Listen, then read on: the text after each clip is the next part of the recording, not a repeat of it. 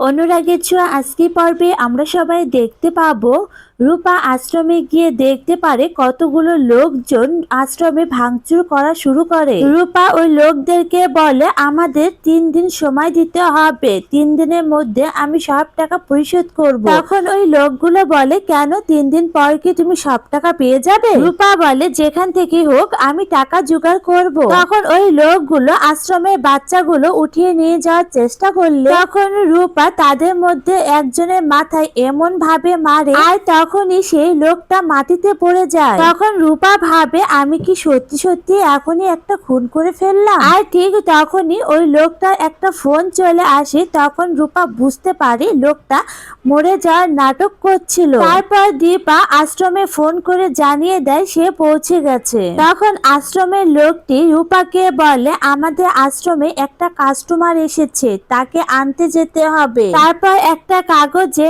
নাম ও phone number লিখে রূপার কাছে দিয়ে দেয়। রূপা সেই কাগজটা না পড়েই সেখান থেকে চলে যায়। এদিকে সোনা তার বাবার উপর একদম বিরক্ত। তখন সোনা তার বাবাকে বলে তুমি এই কটা বছরে কয়টা কথা বলেছো আমার সব গোনা আছে। এরপর দীপ একজন ফিজিওথেরাপি নিয়ে আসলে সূর্য তার সাথে কোনো কথা বলে না। আর এই সব কিছু দেখে সোনা প্রচন্ড রেগে যায়। অন্যদিকে রূপার হাত থেকে সেই চিরকুটটা কাদায় পড়ে গেল। তখন রূপা ভাবে এবার আমি ওনাকে আনতে যাব কি করে। আর ঠিকই সেই সময় দীপা যখন অপেক্ষা করছিল ঠিক তখনই একটা চোর এসে দীপার ব্যাগটা নিয়ে চলে যায়। দীপা তখন চোর চোর বলে চিৎকার করলে তখন রূপা বলে আমার মায়াপুরী চুরি। তারপর রূপা দৌড়ে গিয়ে সেই ব্যাগটা উদ্ধার করে আর তখন ওই ব্যাগটা চেক করে যদি এই ব্যাগে কোনো আইডি কার্ড বা ফোন নাম্বার থাকে নাকি। আর তখনই সেখানে পুলিশ চলে আসে। রূপা পুলিশকে দেখে খুব ভয় পেয়ে যায়। রূপা তখন পুলিশকে ওই ব্যাগটা দিয়ে বলে একটা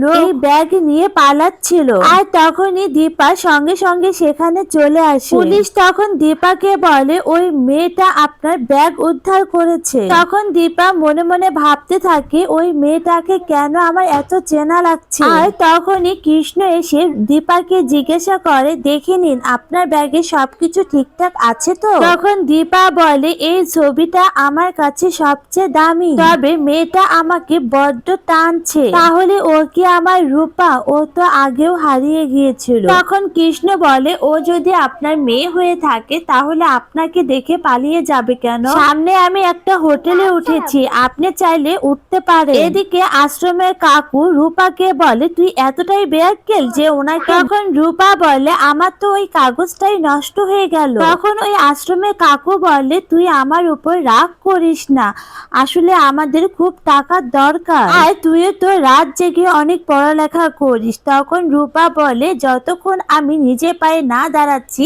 ততক্ষণ আমার শান্তি নেই। এদিকে দীপা কৃষ্ণকে বলে আশ্রমে অনেক অনাথ বাচ্চা আছে তাই না, ওদের সবার জন্য আমি ডোনেশনটা করতে পারলেই আমার শান্তি।